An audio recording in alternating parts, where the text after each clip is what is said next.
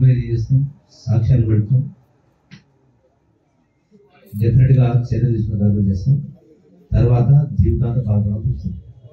స్పష్టంగా చెప్తాం. ఎవరైనా సరే, నాయకులైనా అధికారులైనా ఇంకెవరైనా డబ్బులు తీసుకొని ప్రజలు ఇబ్బంది పెట్టిన ఎవరు చేసినా నేను సహించే సమస్య ఉండదు.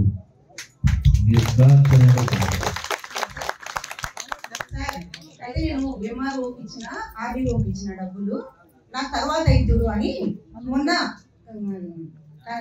గట్టిగా అడిగితే 10,000 రూపాయలు మళ్ళీ వెనక్కి వేసిండు. పని నాకు ఇద్దు, నేను ఎంఆర్ఓకి ఇచ్చిన, ఆర్డీఓకి ఇచ్చిన. అంటే ఎంఆర్ఓలకు ఆర్డీఓలకు కావాలంటే నా దగ్గర ఒక రికార్డింగ్ కూడా ఉంది, ఎవరెవరికి ఇచ్చినాము. ఆ 10,000 పని నాకు ఇవ్వాలంట, ముందే ఇచ్చినట్టు వాళ్ళకి డబ్బులు. అంటే ఇట్లాంటి మనుషుల మధ్యన మనం బ్రతుకుతున్నాం. అంటే ఈ ఏం పాలన అనేది ఈ 10 సంవత్సరాల ఎన్ని అనుభవించినామో, ఆఫీసర్లు రోడ్డు మీద పోకుండా కూడా చాలా బాధలు, కష్టాలు అనుభవించినాము. అదే ఆ కష్టాలు ఇక ముందు ఎప్పుడు ఉండవు అన్నట్లు మా ప్రజల పాలన మేమే చేసుకున్నాము.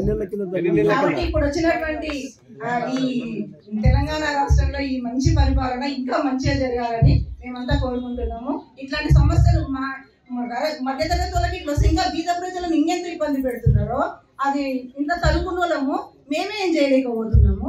ఇంకా మిగతా వాళ్ళు ఎట్లా ఎదుర్కొంటారు సమస్య అనేది నాకు తెలియట్లేదు సార్. ఇది కరెక్ట్ 9 నెలలు అయింది నేను ఇచ్చి.